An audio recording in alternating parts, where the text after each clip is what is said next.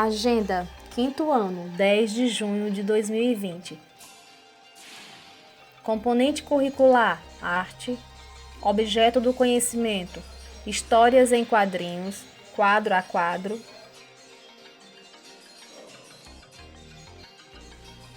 Vamos dar continuidade à nossa aula anterior, fazendo a leitura das páginas 50 a 52, onde falaremos sobre o quadro a quadro, as histórias em quadrinhos no Brasil e o mangá japonês.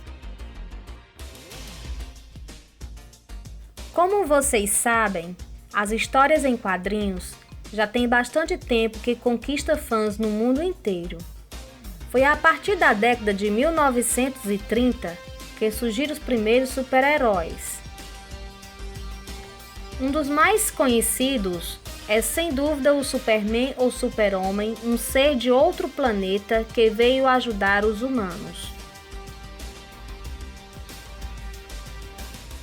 Vamos assistir a um vídeo sobre como fazer histórias em quadrinhos de uma maneira bem divertida.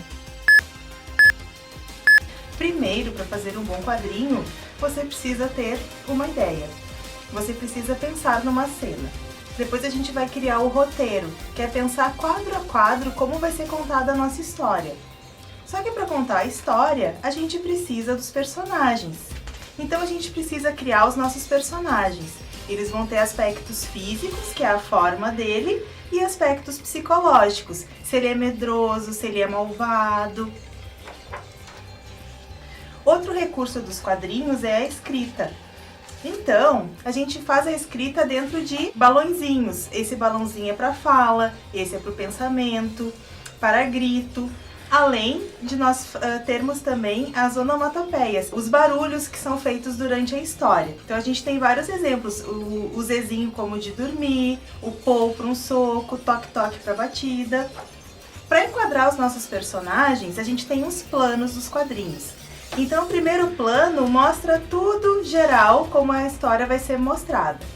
No plano americano é mostrado só do joelho para cima, no plano médio é do peito para cima, o primeiro plano é um close no rosto e o detalhe é só um detalhezinho do corpo. Então eu pensei num enredo para fazer uma história hoje. Eu pensei em dois estudantes bem inteligentes que prestaram bastante atenção na aula, perguntando o tema da nossa campanha, o que você aprendeu hoje? Então aqui está a minha história. Na sala de aula, a professora fala sobre as leis de Newton, a lei da gravidade. Toca o sinal. Os dois colegas saem caminhando pela rua e o menino pergunta, o que você aprendeu hoje? A menina fica pensando, o que eu aprendi hoje? De repente, pof!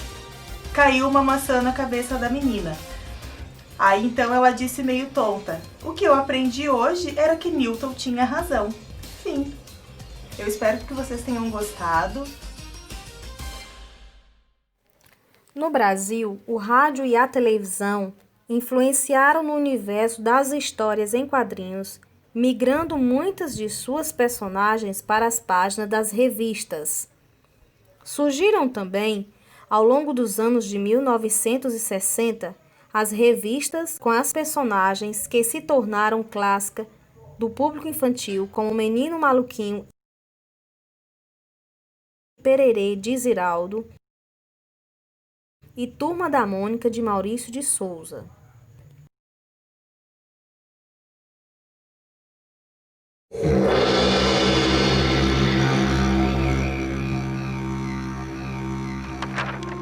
No período Nara da história do Japão, que corresponde ao século 8 d.C., grupos de pessoas percorriam vilarejos realizando apresentações de teatro de sombras, que contavam lendas por meio de fantoches. Essas lendas acabaram sendo escritas e ilustradas em rolos de papel, dando origem às histórias em sequência. Daí surge o mangá, histórias em quadrinhos em estilo japonês. Durante a Segunda Guerra Mundial, a prática da leitura de mangás aumentou consideravelmente, pois com o estado de guerra, poucas atrações culturais restaram. Com o fim da guerra, em 1945, o plano de recuperação da Europa, chamado de Plano Marshall, foi estendido ao Japão. Verbas foram liberadas para incentivar a publicação de livros japoneses o que intensificou a produção dos mangás. Também foi nessa época em que Osamu Tezuka cria personagens com traços mais marcantes, olhos grandes e expressivos. O Lobo Solitário, um mangá Gekiga criado e roteirizado por Kazuo Koike, teve sua primeira publicação no Japão, em 1970. No Brasil, a revista chegou às bancas em 1989. O mangá possui um público muito diversificado de leitores. O mangá para meninas chama-se shoujo, com traço leve e desenho claro e limpo. Seu roteiro mostra aventuras mescladas com dramas amorosos. O mangá para meninos chama-se shonen, com arte detalhada e traços fortes. Seu enredo é baseado em lutas, esportes e invenções mecânicas. O mangá para crianças é o Kodomo Manga. Suas histórias são engraçadas e animadas e apresentam como personagens pessoas e animaizinhos. Com o passar do tempo, o mangá saiu do papel e transformou-se em anime, que quer dizer desenho animado. Com isso, os personagens vistos somente nos mangás ganharam mais popularidade em todo o mundo. As histórias tornaram-se mais variadas ainda, com personagens bem expressivos e heróicos, como por exemplo Dragon Ball Z, Yu-Gi-Oh! E Naruto.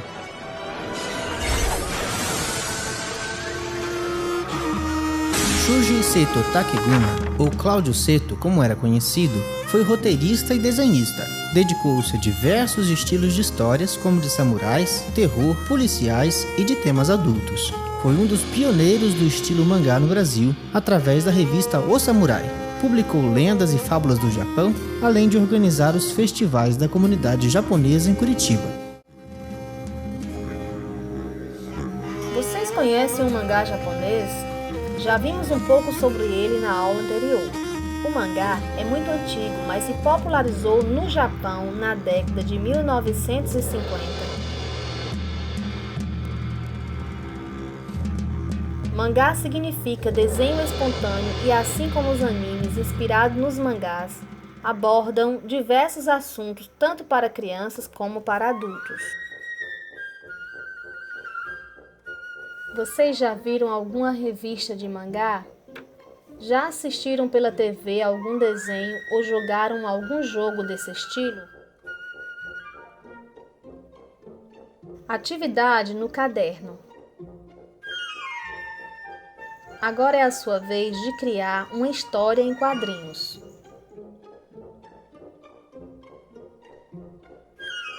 Tchau e até a nossa próxima videoaula. Nesses tempos de coronavírus, a turma do nosso amiguinho tem um recado especial pra você. Fique esperto, meu amigo, esse vírus é um perigo. O corona é coisa séria, fique atento no que eu digo. Não é tempo pra abraços, isso não é brincadeira. Cumprimente com sorrisos, essa é a melhor maneira. As minhas mãos limpinhas vou deixar, Água e sabonete vou lavar, mas se não for possível, vou usar o álcool gel 70 pra limpar.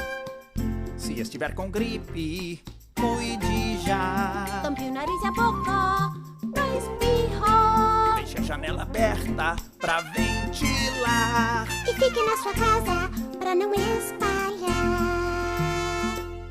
Garanta a sua vida e o seu futuro. Ficando sempre alerta, estará seguro.